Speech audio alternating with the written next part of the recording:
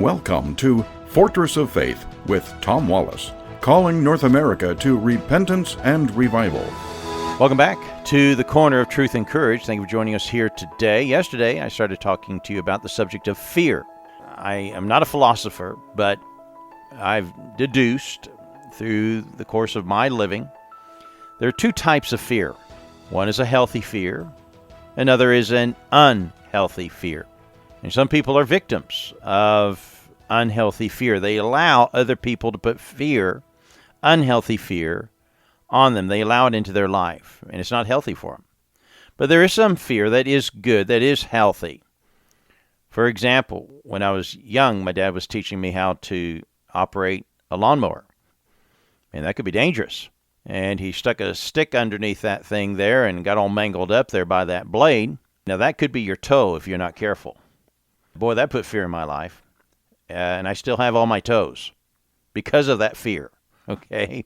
Fear of gravity can keep us from doing stupid things like climbing up trees or sides of buildings and getting too close to the edge.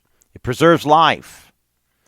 Some fear is good for you, but there's some fear that's not. Let me tell you a story, and I understand this to be a true story. One of our missionaries, single lady, was in Peru, and she was walking to a empty seat that just became empty. A man was getting off at the next stop, and he got off or was getting up there, and so she moved to the back, and they bumped into each other, and she realized that her watch was now gone. Now, she'd had enough of this stuff.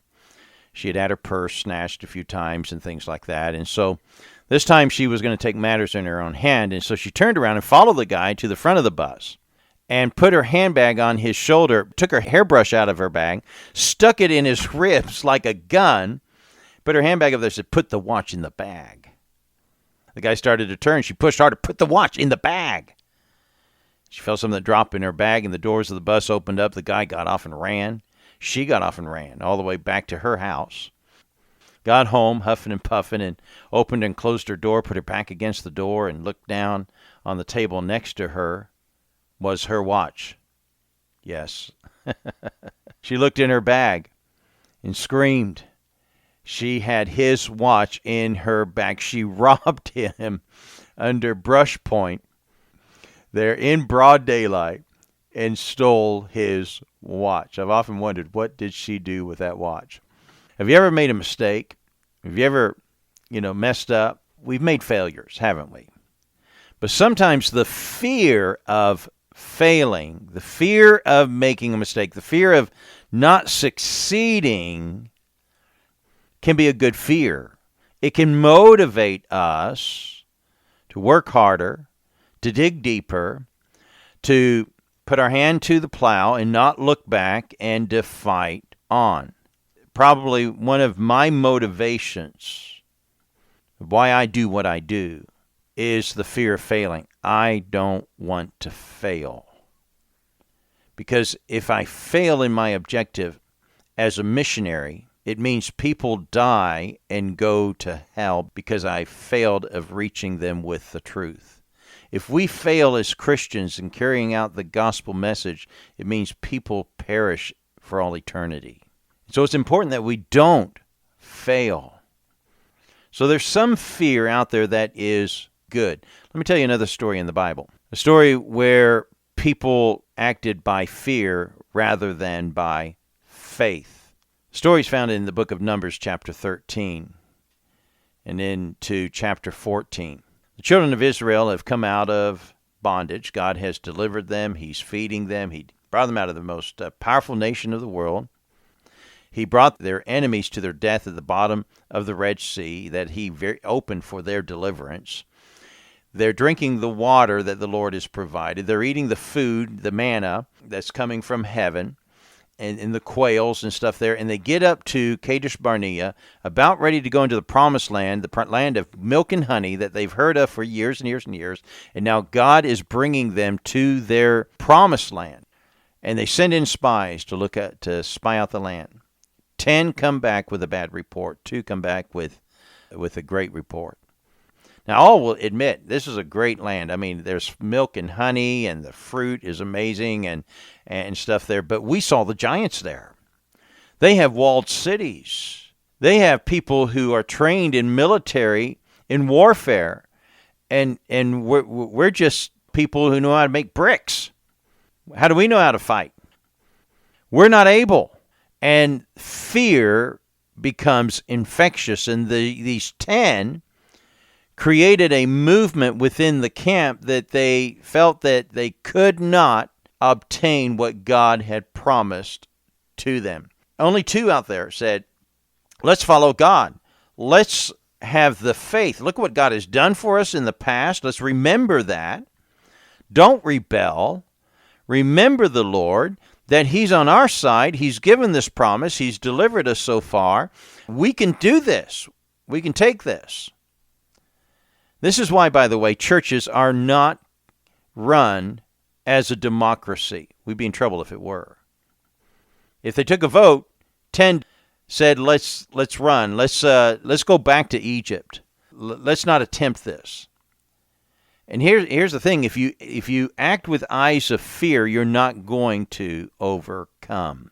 And they still had to come back to this point again. They came back there 40 years later, but God had to send them back down in the wilderness to learn how to trust God because they failed to see with eyes of faith. Now know this, your outlook can determine your outcome. If your outlook is, I can't do this, if your outlook is that way, then that might be the outcome that you'll have. Keep your eyes on the objective, not the obstacles. Let me give you something to do. Look at a wall. Look at a wall around you. If you're in a car, that might be hard there. Look at a building. And then look at your hand. Which is bigger, the wall, the building, or your hand? Well, of course, the wall's bigger. But place your hand right in front of your face. Now look at the wall or look at that building. And if you're driving, be careful doing that. Now what is bigger? Well, your hand looks bigger right now because of your perspective. Now what's my point? The point is this. God is like the wall or the building. God is bigger than your problem. But if you put your problem, if you look at your God through your problem, through your hand, your problem is going to look bigger than God. But the truth of the reality is that God's much bigger and He can overcome. Fear is often in relationship to your faith. As your faith in God gets stronger, your fear will diminish. But as your faith in God weakens, if you have a small God, then your fear will grow and overcome. And mark this down. Faith will cast out fear. I deal with a lot of people in the area of evangelizing Muslims, and I see it, and it comes up often. There's a great deal of fear. I can't speak to these people. Part of the problem is that they still see them as an enemy. They still see them with their political eyes. And I'm here to tell you that, yes, Islam is an enemy of our country, but the Muslim, you've got to separate the two.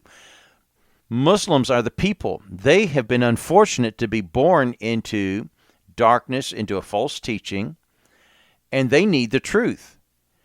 By only God's grace, you weren't born in their shoes. You could have been. I mean, I was fortunate to be born in a preacher's home in Indiana, but I could have been born in a Muslim, in an imam's home in India with being taught the Quran. God could have chosen that life for me. And had that been my life, if I continue following the false teaching of the Prophet Muhammad, it would lead me into an eternity of hell without knowing who Jesus Christ. Understand this. Muslims do not go to hell because they're Muslim. Muslims go to hell because they reject Jesus Christ and His gift of salvation. And it's the same reason why anyone goes to hell, if they reject Jesus Christ and the gift of His salvation. Having fear of speaking to Muslims is big. I get it. I understand that. But don't let your fear keep you from doing what God can enable you to do. See with eyes of faith. They're just people. And the fact is true, they're hungry. They're hungry for truth. They're hungry for friendship. They're hungry for someone to share in their life. Now, let me go back to this fear in faith issue. If your cup, imagine your heart is like a glass, and if you fill it with one thing, there's no room for anything else to get into it. Like, if I have a glass here and I fill it with Coca-Cola, and let's say that's fear, and I have another glass here that's full of water, and let's say that's faith. Well, if my glass is full already, I can't pour any water into there because it's already full. It's to the capacity. And likewise, it's the truth. If my glass is full of faith, then there's no room for the fear. What are you filling your heart with? Ships don't sink because of the water around them.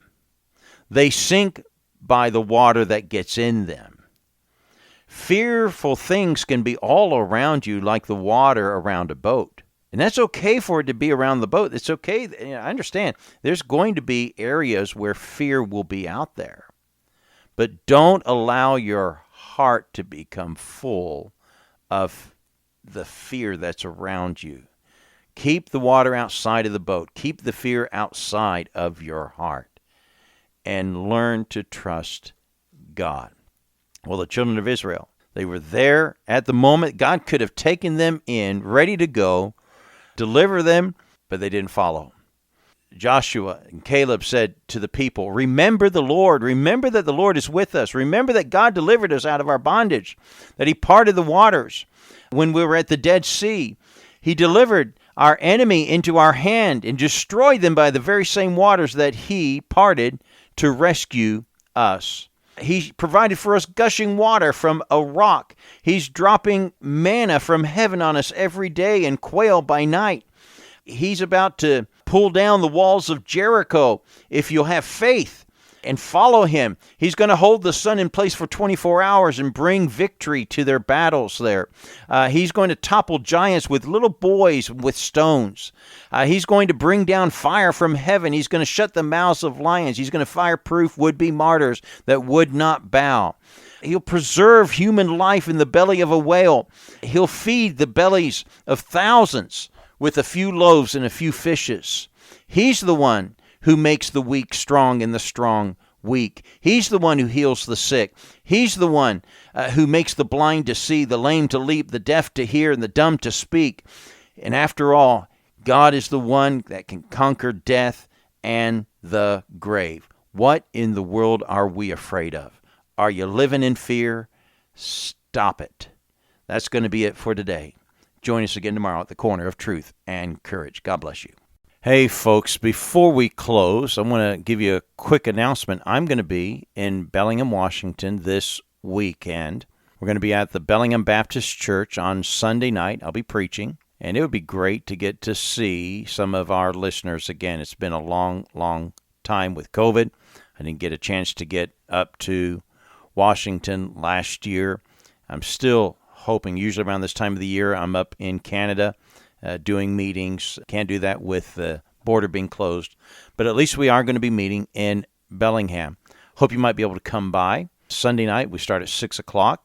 The Bellingham Baptist Church is at 2501 Orleans Street. If you're able to come, let's go out afterwards for some fellowship, somewhere at a restaurant maybe, and enjoy some fellowship with each other. And appreciate all of you out there and your support to this ministry. I always look forward to getting to see some of our listeners. Hope you can be there. God bless you. We'll see you soon.